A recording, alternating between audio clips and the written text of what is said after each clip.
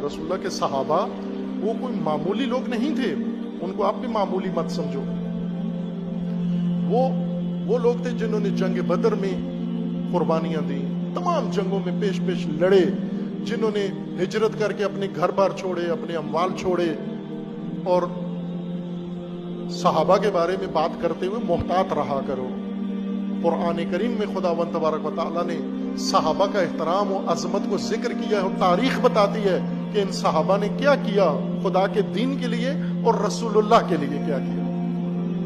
इतने अजीम सहाबा थे कि बाज इनमें से कि जब ये रसूलुल्लाह के मजलिस में आते, रसूलुल्लाह उनके एहतराम में उठ के खड़े हो जाते थे।